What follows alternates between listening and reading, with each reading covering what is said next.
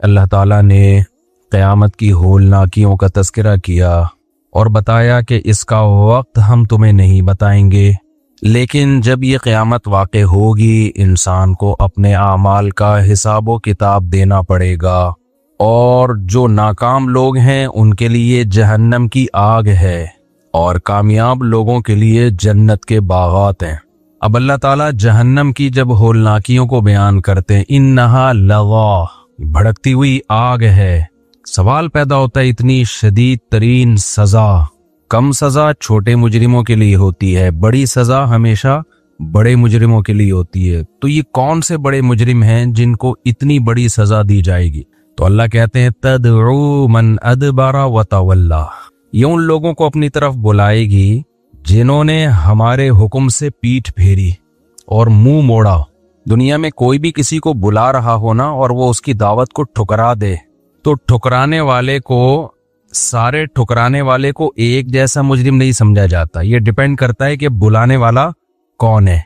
आज जो एथियस्ट मुल्हिद लोग हैं ना, कहते हैं नमाज नहीं पढ़ते तो अल्लाह उठा के आग में फेंक देगा। ये क्या बात हुई?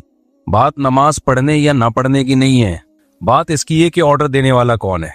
जो जितना बड़ा होता है ना, उसके ऑर्डर की वैल्यू उतनी ज्यादा होती है। मैं बार बार मिसाल देता हूं कि आपके किसी दोस्त ने कहा यार पानी लेके आओ, आप नहीं लेकर आए, छोटा सा जुर्म समझा जाएगा। यार दोस्ती में इतना भी ख्याल नहीं किया, गया हुआ था ना, कूलर के पास ही था, लेता आता। लेकिन जैसे जैसे ऑर्डर बढ़ता चला जाएगा, आपके बड़े भाई ने बोला यार पानी ले आओ, आपने कहा नहीं ला रहा, यहां थोड़ा सा मामला जज्बाती हो जाएगा, भाई को आएगा गुस्सा, ये ज्यादा बड़ा जुर्म समझा जाएगा। कोई बूढ़ा आदमी आपसे पानी मांग रहा है, यार बेटा तुम कूलर के पास ही हो, मेरे से चला नहीं जाता, पानी ले आओ, आप नहीं लेकर आ रहे। जितने लोग वहां पर होंगे आपको बुरा भला कहेंगे, यार कुछ शर्म कर, कुछ हया कर, बूढ़ा आदमी है यार। चलो उससे चला जाता भी था तो एक बुजुर्गी, एक उम्र का भी कोई तकद्दुस होता है, कोई एहतराम होता है। ऑर्डर क्या है? सिर्फ पानी। ऑर्डर देने वाले से हुक्म चेंज हो रहा है कि नहीं हो रहा, उसकी वैल्यू चेंज हो रही है कि नहीं हो रही। यही फिर आपकी माँ या आपका बाप बोले और ज्यादा इसकी वैल्यू बढ़ जाएगी। तो बात ये नहीं है कि आप किसके हुक्म को फॉलो, कौन से हुक्म को फॉलो कर रहे हो, बात यह है कि हुक्म देने वाला कौन है। तीन चीजें होती हैं जिससे किसी के हुक्म की वैल्यू बढ़ती है। एक, आपका उससे रिलेशन क्या है। दूसरे, आपके उसके आप पर एहसानात कितने हैं। तीसरा, वो पावरफुल कितना है। तीन चीजें देखी जाती हैं। आपका दोस्त है, आपका उससे कोई एहसानात नहीं है उसके आपके ऊपर, ना वो कोई पावरफुल है, ताकतवर है, लेकिन रिलेशन है। वो भी अगर आपको किसी बात का कहता है तो आप उसका दिल रखते हो, आप कहते हो यार मेरा इससे क्या है, रिलेशन है। हालांकि उसने आप पर एहसानात भी नहीं किए और वो आपसे ज्यादा पावरफुल भी नहीं है, कुछ बिगाड़ भी नहीं सकता, लेकिन रिलेशन की बेस पे भी अहकाम को फॉलो किया जाता है। रिलेशन ऐसा है भाई, क्या करें यार, पुरानी दोस्ती है, कोई नई भी नहीं हुई है। और दूसरी चीज है, रिलेशन तो नहीं है लेकिन एहसान है। रिलेशन नहीं है लेकिन क्या है, एहसानात है। एहसान कैसा है भाई, एक दिन आपको पानी की जरूरत थी, उसने पिला दिया था, ये उसने एहसान किया था। अब वो आपसे कह रहे यार जरा मुझे पानी पिला दो, या मुझे 50 रुपए दे दो, जरूरत है, और याद भी दिला दिया उसने, यार याद है तुम्हें एक दफा 50 रुपए की जरूरत थी तो मैंने दिए थे। कोई रिलेशन नहीं है आपका उससे, ना कोई कुछ बिगाड़ सकता है आपका वो। कि ना आप क्या कहते हो, भाई एहसान किया था यार, तो मेरा भी फर्ज बनता है कि मैं बदला दूं, इसके ऑर्डर को मैं पूरा करूं। तीसरी चीज है ताकत और पावर। बाज दफा ना उसका एहसान ना कोई रिलेशन, लेकिन बंदा क्या होता है, पावरफुल होता है, तो आप उस पावरफुल होने की बेस पे भी उसके ऑर्डर को फॉलो करते हो। SHO साहब ने, पुलिस वाले गाड़ी रोकते हैं ना, कहते हैं डॉक्यूमेंट्स दिखाएं आप क्या दिखाते हैं उसको, डॉक्यूमेंट्स ही दिखाते हैं आप उसको। हालांकि ना कोई रिलेशन ना उसके कोई आप पर एहसानात, लेकिन आपको पता है यार नहीं दिखाए डॉक्यूमेंट्स, पावरफुल आदमी है, चालान कर देगा।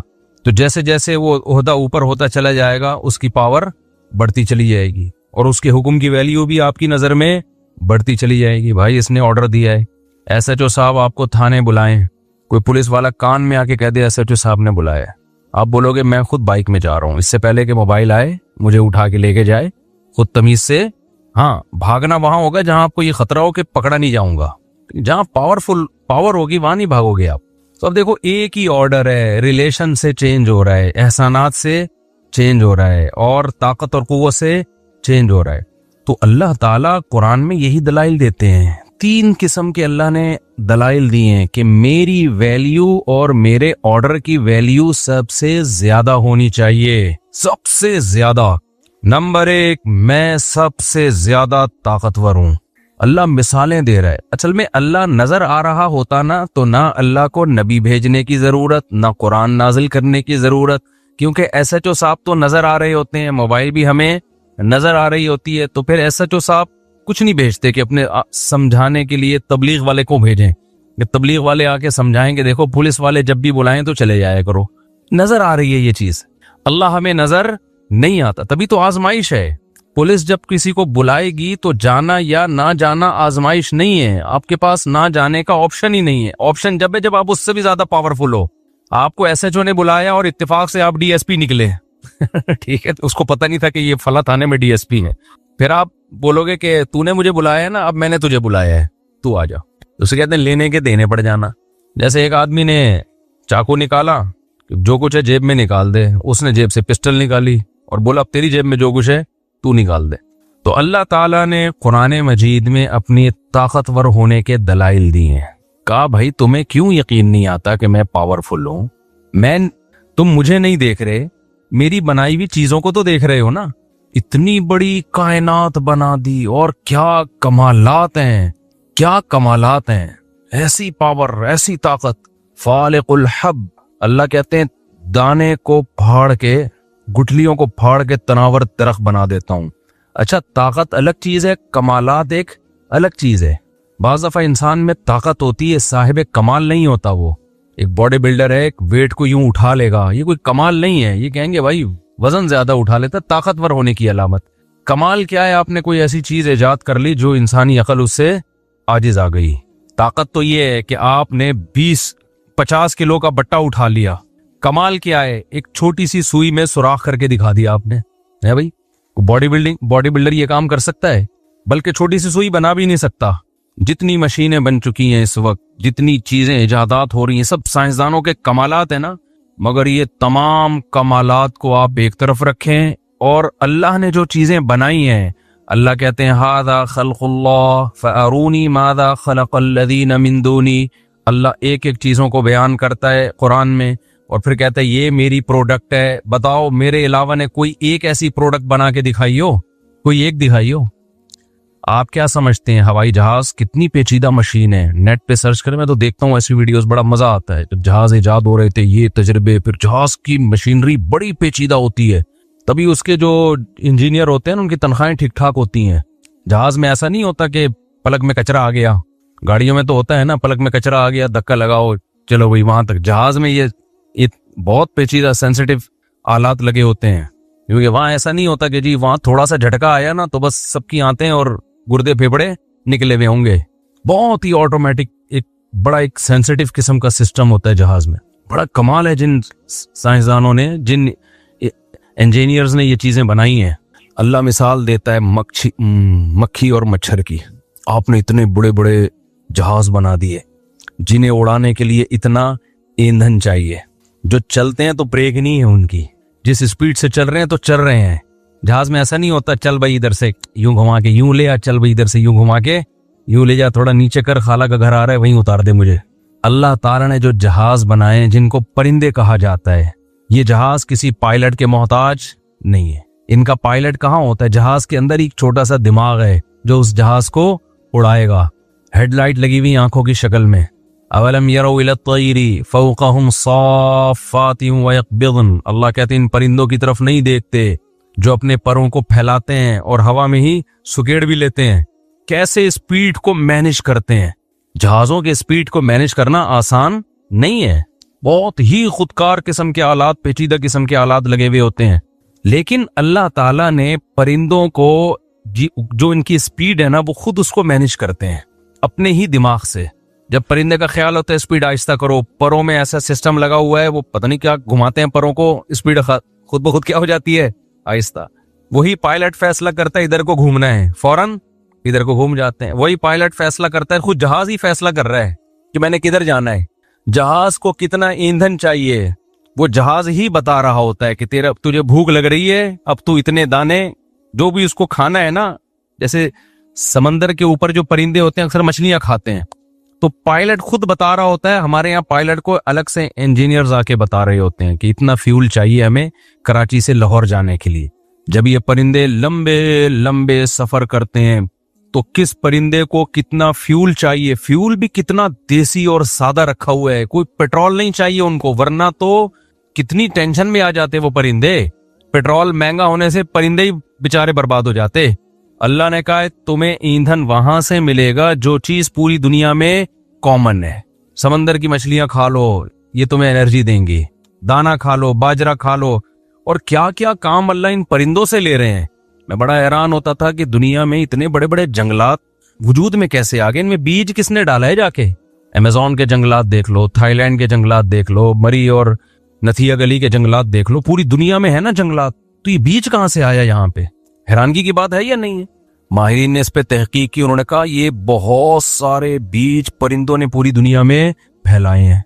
परिंदे जब खाते हैं ना, दाना वाना खा रहे हैं कोई भी, तो इनके बीज हजम नहीं होते, और ये इनकी बीट में बाज दफा ही बीज हजम नहीं होता, बीट में निकल के जमीन पे गिरता है, उसी से पौधा निकल आता। तो अल्लाह ने इनके जिम्मे जब जमीन को बनाया, अल्लाह ने पूरी दुनिया को अल्लाह ने आबाद करना था, तो अल्लाह ने अबाबील से जैसे काम लिया ना अबरहा के लश्कर को तबाह करने का, तो अल्लाह ने परिंदों से काम लिया पूरी दुनिया में बीज पहुंचा दो ताकि लंबे लंबे दरख्त पूरी दुनिया में उगाएं। ये काम परिंदों, क्योंकि इंसान को आबाद करना था तो पूरी दुनिया को सूटेबल बनाया जा रहा था कि वो इंसान के लिए रिहाइश के काबिल बने। वो कैसे? परिंदों के जरिए। परिंदों को खुद भी पता नहीं कि हम क्या कर रहे हैं। बड़ी मशीन में पेचीदा आलात का फिट करना आसान है, बहुत छोटी मशीन होती चली जाएगी ना, उसमें पेचीदा आलात का फिट करना मुश्किल होता चला जाएगा। आपको पता है मशीनरी जितनी छोटी हो उतनी साइंस का कमाल है छोटी मशीन बनाना। अल्लाह मियाँ ने जितनी टेक्निकल किस्म की मशीनें बनाई है ना, उनका हुजम बहुत छोटा रखा है, बहुत छोटी छोटी बनाई है, काम बड़े बड़े ले रहा है अल्लाह उनसे। मिसाल के तौर पर अल्लाह ने एक ऐसा हवाई जहाज बनाया जो हवाई जहाज भी और शहद बनाता है। वो हवाई जहाज भी है और क्या है, शहद बनाता है। अब वो ट्रेवलिंग करता है तो वो ट्रिग्नोमेट्री का जो इल्म है ना, कर्व ट्रिग्नोमेट्री, वो अल्लाह ने सॉफ्टवेयर उसकी खोपड़ी में डाल दिए पहले से। वो बाय एयर ऐसे रास्तों पे शहद की मक्खी सफर करती है, और वो बाय एयर भी सफर करती है और अपना रास्ता नहीं बोलती। क्या साहब, क्या कमाल कर दी। उसकी खोपड़ी इतनी सी है, इतनी मामूली सी खोपड़ी के अंदर सब कुछ है, इतनी सी। शहद की मक्खी की खोपड़ी तो देखो, इसमें सॉफ्टवेयर डाले कहां से होंगे? कोई इतनी सी यूएसबी आपके पास ले आए ना कि इसमें 100 जीबी का ये सॉफ्टवेयर है, ये डाल दो। आप बोलेगा भाई पागल हो रहा है क्या, इसमें तार लगेगी कैसे? है भाई। तो शहद की मक्खी के इतनी सी खोपड़ी है जो चश्मा लगाए बगैर नजर भी नहीं आती। उस छोटी सी खोपड़ी के अंदर क्या कमालात हैं यार, क्या सॉफ्टवेयर डाल दिए हैं। औहा रब्बुका इलन नहल अनित्तखिदी मिनल जिबाली बुयूता व मिनश शजर। जहां से भी मक्खी उठा के लाओगे वो एक ही काम करना शुरू कर देगी। आप शहद की मक्खियों का जत्था लाके यहाँ छोड़ दो, सबसे पहले वो सूटेबल जगह तलाश करना शुरू कर देंगे। उनका काम, उनमें ऐसा खोपड़ी में चीजें डाल दी हैं कि आप जो मर्जी करो, उन्होंने यही करना है। जब ला के छोड़ा उनके दिमाग में बस एक ही चीज सवार है, भूत सवार है उनकी खोपड़ी में कि यार हमें कोई सूटेबल जगह मिले जहां हमने क्या बनाना है, छत्ता। वो सब मिलके यही प्रोग्राम, यही मशवरे, यही उनके, हमारे वजीर आजम नहीं बन पा रहा और वो एक दिन के अंदर अंदर पूरा प्रोग्राम उनका सेट हो जाता है। लोग तो कह रहे हैं मुफ्ती तारिक मसूद साहब को बना दो, मौका अच्छा है, अभी आप मुझे बना दो, 4 शादियां सबकी पक्की इंशाल्लाह। बेहतरीन मौका। अब ये चांस अगर मिस कर दिया ना तो हर दफा ऐसे चांस नहीं आते, ये बता रहा हूं मैं। और डंडे मार मार के, ये भी मैंने कहा था बयान में। तो इतनी सी खोपड़ी। खैर, अल्लाह ताला कहते हैं ये अल्लाह के कमालात हैं।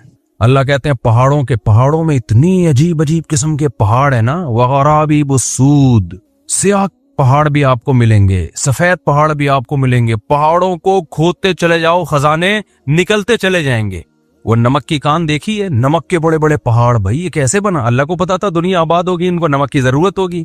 तो इतने खेवड़ा की जो कान है, इतनी बड़ी, मैं तो गया हूं ना उसमें, ऊपर ट्रेनें चल रही हैं, फिर नीचे अंदर उसके नीचे, यानी इतने अपार्टमेंट हैं उस पहाड़ के ऊपर भी, पहाड़ के नीचे भी। और पता नहीं 500 साल से कहा जाता है कि नमक खोद खोद के इंसान निकाल रहा है, नमक खत्म होने का नाम नहीं ले रहा। ऐसे खोद खोद के निकाल रहे। इतना नमक के पहाड़ अल्लाह ने पैदा कर। कोयले की कानें हैं, है मिट्टी, कोयला कैसे बना दिया उसने।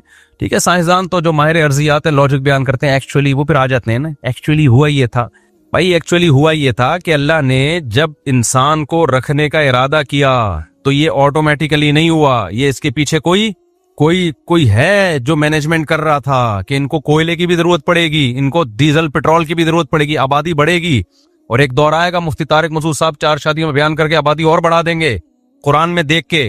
तो अल्लाह मियां ने पहले ही सोचा हुआ था कि जब इस बंदे के बयान होंगे और स्पीड से आबादी बढ़ेगी तो उनको खिलाने के लिए भी तो कुछ हो, तो जंगल की लकड़ियां तो खत्म पड़ जाएंगी। तो अल्लाह मियां ने डीजल और पेट्रोल के जखायर पैदा कर दिए, अल्लाह ने कोयले के जखायर पैदा कर दिए, तो पहले से पैदा। अब उसकी लॉजिक तो होगी कोई, पता नहीं करोड़ों साल में वो पत्थर जल के ऐसा हो गया या कोई लावा पिघला होगा, वो हमें ठीक है। हर चीज की अल्लाह जब कोई काम करता है तो उसके पहले असबाब तैयार करता है ना, तो असबाब के तहत अल्लाह ने कायनात को चलाया है। लेकिन इससे ये थोड़ी पता चलता है कि ये खुद ब खुद हो रहा है। जब आपको एक चीज का सबब नजर आ रहा है और टाइम पे एक काम हो रहा है तो ये हो नहीं रहा, किया जा रहा होता है। हर काम जब टाइम पे होता है ना, इसका मतलब ये किया जा रहा है। बच्चा जब पैदा होता है, माँ की छातियों में दूध आता है, इसकी एक लॉजिक है। माहिरीन कहते हैं लॉजिक है कि हार्मोन्स पैदा हो जाते हैं और फिर वो दूध वाले हार्मोन्स होते हैं। फिर भाई अभी क्यों पैदा हो रहे हैं, ये पहले क्यों नहीं पैदा हो गए हैं भाई, क्या ख्याल है? तो इसका मतलब वो होते हैं हार्मोन्स, ये खुद ब खुद नहीं हुए, ये किसी ने सिस्टम माँ के पेट में और माँ की बॉडी में ये सॉफ्टवेयर पहले से किसी ने इंस्टॉल किए हुए हैं। देखो आप कंप्यूटर में जब काम करते हो, एफ का बटन दबाते हो तो क्या लिख के आता है सामने, एफ लिख के आता है कि नहीं आता? अब इसके पीछे कोई लॉजिक है या नहीं है? ये एफ इतना समझदार है कि दबाया तो सामने वर्ड के पे जो है ना एफ लिख के आ गया, खुद ब खुद थोड़ी हो रहा है। यकीनन इसकी एक लॉजिक है, लेकिन ये क्या बात है कि एफ दबाने से एफ ही आ रहा है जो आप चाहते हो? तो ये लॉजिक तो है इसकी। इस लॉजिक की बेस पे उस इंजीनियर का इनकार नहीं किया जा सकता जिसने कीपैड बनाया और वो सॉफ्टवेयर बनाए कि सिस्टम के साथ ये कीपैड अटैच होता है और इस कीपैड की खोपड़ी में ये बात आती है कि जो मुझे एफ का बटन दबा रहा है, जो ए का बटन दबा रहा है, वो मुझसे क्या चाहता है? वो ये चाहता है कि ये दबाऊं तो ये आए, तो ये आ रहा है। इसका मतलब लॉजिक तो है, लेकिन ये कहना इलॉजिकल है कि इस लॉजिक को बनाने वाला कोई भी नहीं है, ये खुद ब खुद हुआ है। खुदा की कसम, आप कीपैड पे ABCD लिखते हो और सामने ABCD लिखा हुआ आता है, ये इतना बड़ा कमाल नहीं है। इतना बड़ा कमाल ये है कि बच्चा पैदा होता है और माँ की छातियों में फिजिकली दूध आ जाता है, वहां एफ लिखा हुआ आ रहा है, हकीकत में एफ निकल के नहीं आ जाता सामने। नहीं आई मेरा ख्याल है बात समझ। आपने ये तो नहीं कि एफ का बटन दबाया या चलो लड्डू का बटन दबाया, लड्डू निकल के आ गया कंप्यूटर से, ऐसा हुआ कभी? क्या ख्याल है भाई? ये लड्डू बोला और सामने क्या आ गया?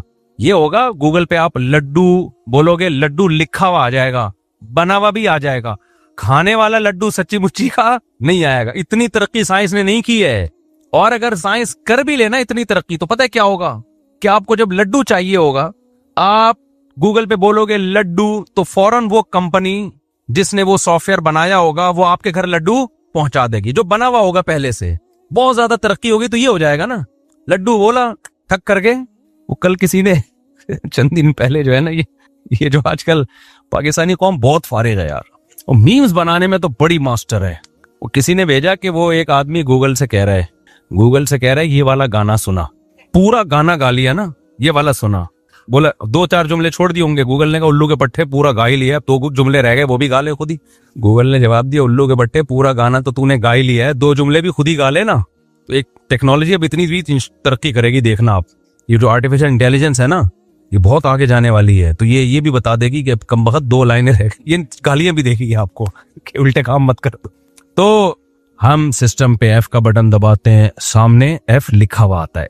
ये नहीं कि कोई एफ निकल के सामने आ जाए। हम लड्डू LADDO लिखेंगे तो लड्डू लिखा हुआ या ज्यादा गूगल पे तस्वीर लड्डू ही आ जाएगी, ऐसा नहीं होगा। एग्जैक्ट उसी टाइम पे लड्डू तैयार होके कंप्यूटर से बाहर निकल के गिरना शुरू हो जाए। और अगर हो भी जाए, बिल फर्स्ट टेक्नोलॉजी इतनी एडवांस हो जाए, तो भी भाई ये खुद ब खुद नहीं है। लेकिन इधर क्या हो रहा है, बच्चा पैदा हो रहा है और दूध लिख के नहीं आ रहा मेरे भाई, समझ रहे हो? लिखा हुआ मिल्क नहीं आ रहा, ऐसे सॉफ्टवेयर माँ के बॉडी में अल्लाह ने डाल दिए हैं। इधर बच्चा आया, सच्ची मुच्ची का दूध निकल के आ गया माँ की छातियों में, आया भी वहां जहां से आना चाहिए। और बच्चा दुनिया में आया, ला तालमून शैआ, अल्लाह कहते हैं कुछ भी इल्म नहीं होता, लेकिन एक बात का इल्म होता है। ये चीज उसके दिमाग में है कि मुझे दूध कहां से, पैदा होते ही माँ की छातियों की तरफ दूध पीता बच्चा लपक रहा होता है पैदा होते ही। क्या किसने बता दिया? वो तो माँ के पेट में था, उसे कौन सिखा रहा था भाई? पेट के अंदर कौन सिखा रहा था? पैदा होते ही तेरा सबसे पहले काम क्या है? तलाश करना तुझे फीड कहां से मिलेगी। जानवरों के बच्चों को देख लो आप, बकरी का बच्चा पैदा होता है एकदम बकरी के थनों की तरफ ना ऐसे छलांगे मारने लगता है पैदा होते ही। ये ऐसा कमाल है मेरे भाई, इससे बड़ा कमाल दुनिया में कोई हो नहीं सकता। तभी अल्लाह कहते हैं हादा खल्कुल्लाह, ये मेरी तख्लीक। फिर बच्चे को जो अल्लाह ने बनाया है, हर चीज, कुरान की एक आयत, अहसना कुल्ल शैइन खल्क़हू, हर चीज को बेहतरीन बनाया है, हर चीज को। बच्चा कमजोर होता है, वो मोहब्बतों का मोहताज होता है। बच्चा आपकी कोई खिदमत नहीं करता, अपनी खिदमत ठीक ठाक 10-15 साल तक दबा के लेता है वो खिदमत। अल्लाह को पता था ये जाया हो जाएगा, इससे लोग मोहब्बत नहीं करेंगे क्योंकि बोझ हो जाएगा ना। 10-15 साल कौन खिदमत करे भाई उसकी? लेकिन इसके जरूरत है, दुनिया में आया है ना, इसके लिए इंतजाम करो। इंतजाम अल्लाह ने क्या किया? बच्चों के चेहरों पे एक खास किस्म की लकीरें डाल दी हैं। ये साइंसदान कहते हैं ये बात, ये मैं नहीं कह रहा, जिसको चाइल्ड स्कीमा कहते हैं। बच्चों के चेहरे पे ना एक अलग किस्म की लाइनें होती हैं जो बड़े होके खत्म हो जाती हैं। कमाल की बात है, वो लाइनें क्या कर रही होती हैं? वो बच्चों को मासूम शो कर रही होती हैं। आपने देखा बच्चे जब देखते हैं ना, बड़ी, हम कहते हैं ना यार बड़े मासूम निगाहें हैं इसकी। कभी बच्चे पे आपको गुस्सा नहीं आता जल्दी, उसके गुस्से पे भी बल्कि उल्टा हंसी आ रही होती है, सिवाय गधों को। गधे वो होते हैं जिनको बच्चे की शरारतों पे गुस्सा आना शुरू हो जाए, इसकी अलामत होती है कि ये कौन है, और फिर वो बच्चों को कूट रहे होते हैं। बच्चा तो, छोटा बच्चा तो भाई वो गुस्सा भी कर रहा है तो हंसने की बात है यार, ठीक है ना, उसको थोड़ी पता है सही क्या है। हमें तो बच्चों की उल्टी बातों पे भी हंसी आ रही होती है, गुस्से वाले कामों पे भी हंसी आ रही होती है। फिर खवातीन कहती हैं खुद पालो ना कुछ दिन, थंस करती हैं फिर नीचे कमेंट्स में, खुद पालो ना कुछ दिन तो पता चलेगा। खैर, वैसे औरत की बड़ी हिम्मत होती है बच्चा पालना, ये हकीकत है, आदमी का काम नहीं है। लेकिन बहरहाल अल्लाह मियाँ ने क्या किया है, उसकी चेहरे पे कुछ लकीरें, लाइनें ना पेंटिंग कर दी हैं।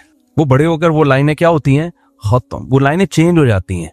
उसकी आंखों में अलग सी एक मासूमियत से डाल दी है, वो देखता है बड़ी मासूमियत से, रोता बहुत जल्दी रोता भी है। और जब बच्चा रोना शुरू करता है ना, उसके चेहरे पे एक अजीब, इतना एक आजिज़ी आ रही होती है कि इंसान का दिल पिघलता चला जाता है। ये कुदरत ने इंतजाम किया, ये बच्चा ऑटोमेटिकली बना होता तो ये पेंटिंग इसके चेहरे पे ना होती। और ये हर मखलूक के बच्चे पर है, जानवरों के बच्चों पे भी होती है ताकि उसकी माँ उस पर तरस खाए, शेर के बच्चों में भी होती है, बड़े होकर खत्म हो जाती है। बड़े होकर अब उसको मासूमियत की जरूरत नहीं है, अब उसको दहशत और रौब की जरूरत है। तो वो जैसे जैसे बड़ा होता है उस पर रौब आता है। आप शेर को देख लो और शेर का बच्चा बड़ा क्यूट सा लगेगा, शेर नहीं लगेगा क्यूट सा। शेर को आपने चुम्मी लेने की कोशिश की ना, वहीं से एक आवाज मारेगा अपनी तमीज से रहो तुम, क्योंकि उसको जरूरत नहीं है ना मोहब्बतों की। वो तो अब तो वो पावरफुल हो गया, जब छोटा था तो उसको जरूरत थी मोहब्बत की। तो बकरी के बच्चे में भी ये मासूमियत है जिसकी वजह से बकरी अपने बच्चे से प्यार करती है। आप बकरी के बच्चे को, मैंने तो बहुत पाले हैं, जब बकरी के बच्चे का रात को पेट भरे, सुबह उसको दूध पिलाएं, दोबारा दूध पिए, रात को आराम भी किया, वो फिर सुबह उसकी छलांगे देखो, ऐसे कलाबाजियां खा रहा होता है और बड़ा प्यार आता है उसके ऊपर। मैंने एक टेडी बकरी पाली हुई थी, उसके 3 बच्चे थे पिद्दे पिद्दे से। तो बकरी टेडी, फिर वही लतीफा याद आता है, वो एक आदमी की टिगनी खातून से शादी हो गई तो बच्चे बड़े ही नहीं हो रहे थे, तो वो बेचारा तपा रहता था यार, कितने साल हो गए बच्चे उतने के उतने, वो माँ पे चले गए। तो एक दिन बच्चों की माँ उनको खाना खिला रही है, बेटा खाना खाओ, खर्चा तो इसका हो रहा है ना खाने पे, खाना खाओ बड़े हो जाओगे। तो ये जल के कहता है ये बड़े नहीं होंगे, कह रहा इनके साथ के पौधे लाया था वो बड़े हो गए हैं, ये कमबख्त उतने के, कह रही और छोटे होंगे। तो टेडी बकरी जो है ना मैंने पाली हुई थी, 3 बच्चे थे उसके। अब वो क्या, मैं चराने के लिए भी लेके जाता था इधर ही घुमाने के लिए ना असर के बाद। अब तो सिक्योरिटी हालात ऐसे हो गए कि आदमी इजीली घूम ही नहीं सकता। तो उसको हम लेके गए, तो वो क्या करती थी, बकरी चरती रहती, बच्चे भी दाएं बाएं हो जाते। मगरिब से थोड़ी देर पहले ना बकरी को पता था वापसी का टाइम हो गया है, तो बच्चे कहीं दूर जा चुके होते थे, बकरी इधर, तो बकरी एक खास आवाज निकालती थी। ये आवाज होती थी बच्चों से कि वापसी का टाइम शुरू हो। वो जो 3 बच्चे फुदकते हुए भागते थे ना, ओहो हो, वो देखने का मंजर था। कोई उधर से भागता हुआ आ रहा है और गिर रहे होते थे, कलाबाजियां की इतनी स्पीड से भाग रहे थे कि गिर रहे होते थे। वो बड़ा अच्छा लगता था मंजर। वो देख तो वैसे ही ठिकने से बड़े होना ही नहीं था उन्होंने तो वो इतनी स्पीड से भागते हुए इतना अच्छा मंजर लगता था, नेचर का हुस्न नजर आता था। मैं कहता देखो ये खुद ब खुद नहीं है, इनके बच्चों को पता है कि जो अम्मा ने ये स्टाइल में आवाज निकाली है ना, ये वाला स्टाइल, ये सुबह ये स्टाइल अम्मा का नहीं होता। ये स्टाइल है ही इसके लिए कि बेटा वापसी का टाइम शुरू हो गया है, तो ये तगड़ तगड़ तगड़ तगड़ भाग रहे हैं, कोई टकरा रहे हैं, कोई गिर रहे हैं, बड़ा मजा आता था। जब यही बच्चे बड़े हो जाते हैं तो ये स्टाइल इनका खत्म। हर चीज को हमारे रब ने एक बेहतरीन अंदाज से बनाया है। इंसान अपनी बॉडी को देख लो, वफी अनफुसिकुम, अल्लाह कहते हैं अपनी जात में निशानियां देख लो। हमारे सर पे बाल रखे हैं अल्लाह ने, खूबसूरती है या नहीं है इन बालों में? मर्द को दाढ़ी की जीनत दी अल्लाह ने, इसलिए कि इसमें क्या है, मर्द के लिए खूबसूरती। तभी पैगंबरों का हुक्म है दाढ़ी बढ़ाओ, तो हम फितरत से बगावत करते हैं। मर्द को अल्लाह ने एक मर्दाना आवाज दी है, औरत में अल्लाह ने निस्वानियत पैदा की है। औरत में मर्दानगी होती तो मर्द औरत की तरफ माइल नहीं होता। मर्दों में निस्वानियत होती, औरत पना होता तो औरत मर्द की तरफ माइल नहीं होती। तभी कहते हैं खलका, वो क्या है, फजअल मिनहु ज़ौजैन, अल्लाह कहते हैं एक पानी से बनाया, किसी को मर्द बना दिया, किसी को औरत बना दी। मर्द को औरत की तरफ रगबत उसके औरत पने की वजह से हो रही है, औरत को मर्द की तरफ अट्रैक्शन उसकी मर्दानगी की बेस पे हो रही है। तो मर्द को मर्द बना के हर लिहाज से आदमी बना दिया, और औरत को औरत से बना के सर के बाल से पांव के नाखून तक उसमें निस्वानियत डाल। उसकी आवाज देखो, उसके चलने का अंदाज देखो, हर चीज से निस्वानियत टपकती है कि नहीं टपकती है? उसको चेहरे पे बाल नहीं दिए, और मर्द के सर के बाल से लेके पांव के नाखून तक हर चीज से मर्दानगी टपकती है। आवाज, बहादुरी, शजात। फिर औरतें कहती है हमारे मियाँ की खोपड़ी घूमती है, ये भी अल्लाह मियाँ ने सॉफ्टवेयर डाले हुए हैं ताकि तुम थोड़ा सा डरती रहो इससे। घर चलाना है ना, तो घर चलाने के लिए घर का सरबरा अल्लाह ने आदमी को बनाया, तो अगर उसमें खोपड़ी हर वक्त सेटिंग पे ही रहती तो पूरे घर की खोपड़ियां सेटिंग से आउट हो चुकी होती हैं। इसलिए अल्लाह ने कहा थोड़ा सा सेटिंग खराब रखो इसकी पागल की, लेकिन थोड़ी खराब ठीक होती है, बहुत ज्यादा ठीक, क्योंकि गधे ज्यादा आजकल मार्केट में मिलेंगे। हर वक्त ही चंगेज खान की तरह उछलते कूदते रहना, अखलाक खराब कर देना, ये ठीक नहीं है। थोड़ा थोड़ा रोब, आजकल जो है ना, हमारे यहाँ एतदाल तो है नहीं ना, एतदाल थोड़ी हमारी सोसाइटी में। जो मर्द बद अखलाक होता है वो चंगेज खान की औलाद बन जाता है, हलाकू खान की औलाद बन जाता है, और जो फेमिनिज्म की तरफ जा रहे हैं वो मर्द और औरत का फर्क खत्म। कल कोई फैमिली आई, उन्होंने मुझसे पूछा कि वो एक आदमी कह रहा है मेरी बेगम जो है ना मुझसे बगैर बताए चली जाती है, जहां भी जाती है मैं मना कर रहा हूं। तो खातून कहती हैं कि ये भी तो मुझे बगैर बताए चले जाते हैं जहां मर्दी जाते हैं, वो ये कह रही हैं। मैंने उनको समझाया, मैंने कहा देखे, अब फेमिनिज्म जो है ना, जो आजकल के कुछ लिबरल किस्म के स्कॉलर जो खवातीन के हुकूक की बात तो कर रहे हैं, मगर असल में खवातीन का बेड़ा गर्क कर रहे हैं। मैंने कहा देखिए सिस्टर, आपको अल्लाह मियाँ ने पाबंद किया है कि आप शोहर को बताए बगैर कहीं नहीं जा सकती। कह रही फिर ये भी तो मुझे बताए बगैर कहीं नहीं जा सकते। मैंने कहा ये रुखसती इसकी नहीं हुई है, आपकी हुई है। ठीक है, ये तो वैसे ही बाहर है, बाहर से पकड़ के शादी वाले दिन इसको घर में लेकर आए हैं, ये तो वैसे ही बाउंड आप हो, ये नहीं है। कह रही फिर जुल्म नहीं है। मैंने कहा इसको अल्लाह ने किसी और तरह से बाउंड किया है। वो कह रही मर्द और औरत के तो हुकूक इस्लाम में बराबर हैं। मैंने कहा बराबर हैं, सेम नहीं है। बराबर का मतलब ताकीद में बराबर हैं, एक जैसे हुकूक नहीं है, वरना फिर एक ही जैसे हुकूक डालने होते तो उसको आदमी बनाने की और आपको औरत बनाने की जरूरत क्या थी। आजकल जो लिबरल आजकल स्कॉलर भी इसी तरह के आ रहे हैं, मजहबी स्कॉलर, वो खवातीन से फेवर लेने के लिए ना खवातीन के हक में बोलते रहते हैं, हालांकि वो उन खवातीन को नहीं पता होता ये हमारे हक में बोल तो रहे लेकिन हमारा बेड़ा गर्क कर रहे हैं ये। तो मैंने कहा भाई ये बात ये है कि अल्लाह ताला ने दोनों, वलहुन्ना मिस्लुल लज़ी अलैहिन्ना बिल मारूफ, कुरान के अल्फाज है। अल्लाह कहते हैं मर्द हुकूक में कोताही करेगा इतनी ही सजा मिलेगी, औरत अगर हुकूक में कोताही करेगी तो उसको भी उतनी ही सजा मिलेगी। यानी ये नहीं हो सकता कि क़यामत में मर्द कहे कि चूंकि मैं मर्द था इसलिए मैंने हुकूक थोड़े कम अदा किए हैं तो आदमी होने की वजह से मुझे बख्श दिया जाए। अल्लाह कहते हैं ना, ऐसा नहीं है। अगर वो अपनी जिम्मेदारी पूरी नहीं करेगी तो जितनी सजा उसको मिलेगी, तुम्हें जिम्मेदारी पूरी नहीं करोगे तो तुम्हें मर्द होने का हम फेवर नहीं देंगे। लेकिन जिम्मेदारियों की नौयत क्या है, वो एक जैसी थोड़ी है, वो अलग अलग है। आजकल खवातीन ये बहुत आजाद होती जा रही हैं और मर्द भी खराब हो रहे हैं, तो वो किसी और तरह से खराब हो रहे हैं, वो किसी और तरह से खराब हो रही हैं। लेकिन खराबी को समझो तो सही कि मर्द पे क्या हुकूक हैं, जो पूरे नहीं करेगा तो गुनाहगार होगा, और औरत पे क्या हुकूक हैं जो पूरे नहीं करेगी तो दोनों के हुकूक सेम नहीं है। समझते हो कि नहीं समझते हो? तो ये बहुत हो रहा है, मर्द कहता है भाई तुम नहीं जाओ, तुम घर पे रहो, तुम्हें इजाजत नहीं है। तो खबर जब मैं तुमसे पूछती हूँ कहाँ जा रहे हो तो तुम कैसे मुझसे पूछ रहे हो? तो वो कल जो केस आया ना, वो खातून यही कह रही है कि ये भी तो नहीं मुझे बताते। मैंने कहा देखें ये आदमी है, ये क्या है, ये मियाँ है, ये आपकी वाइफ नहीं है। अखलाकी तौर पर यह है कि बता दो भाई कहाँ जा रहा हूं मैं, बिला वजह क्यों घर में लड़ाइयां कर रहे हो, कुछ चर्च पीने तो हाँ चर्च पीने जा रहे हो तो फिर बता दो, फिर मुझे छपड़ में बता दो, फिर ये बताने का नहीं है। तो नॉर्मल घरों की बात कर रहा हूं ना।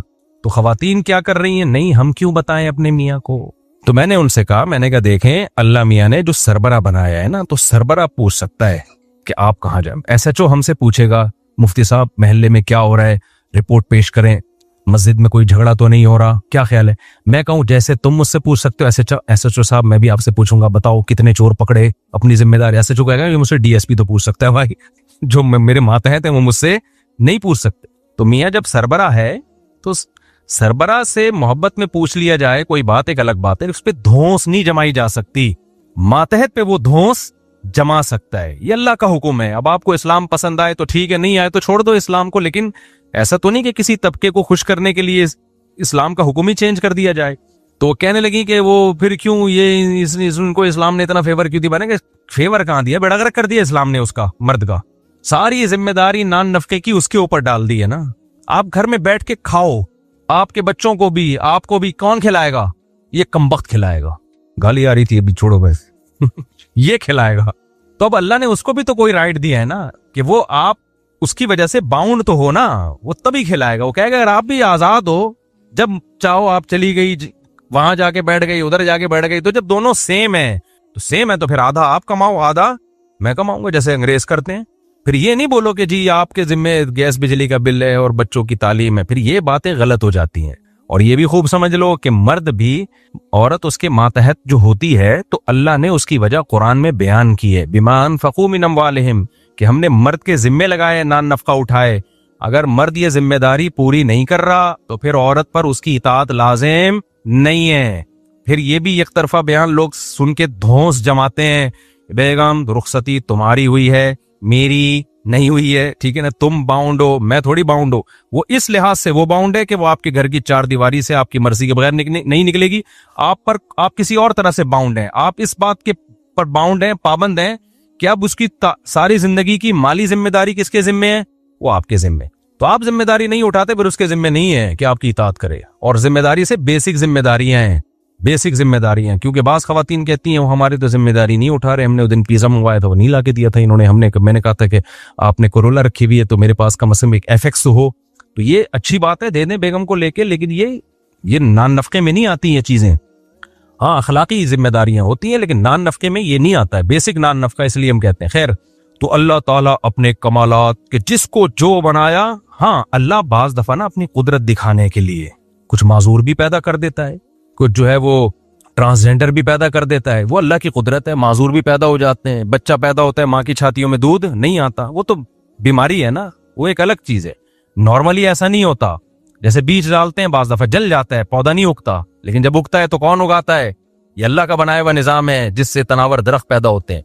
तो अल्लाह के कमालात के मुकाबले में तो कोई, वो तो सोचते चले जाओ, बड़ी से बड़ी चीज को देख लो, छोटी से छोटी बेजान चीजें हैं ना, ये एटम, इसको तोड़ते चले जाओ ना, अजीब अल्लाह की कुदरत निकलेगी।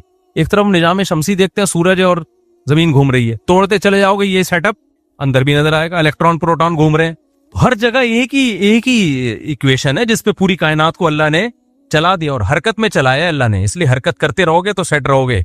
पूरी कायनात का निजाम किस पर है, हरकत है, इसलिए मशहूर है हरकत में बरकत है। जो भागता दौड़ता चलता फिरता उछलता कूदता रहेगा ना, सेट रहेगा।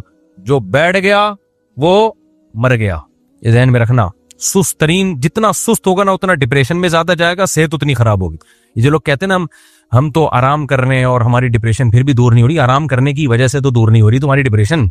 जितना आराम चाहिए था उससे ज्यादा आराम कर रहे हो तुम, भागो दौड़ो उछलो कूदो पसीना निकालो, तो इससे खुश रहोगे। तो अल्लाह ताला की कुदरत क्या है, इतना पावरफुल, इतना ताकतवर। अल्लाह कहता है कलिमा कुन की ताकत से पूरी कायनात को मैंने बना दिया, इंसान को बना दिया। यफ़अलु मा यशा फ़अालुल लिमा युरीद, जिस चीज का इरादा करता हूं, फाइल नहीं का फ़अाल कर गुजरता हूं उसको, जिस चीज का इरादा करता हूं कर गुजरता हूं। तो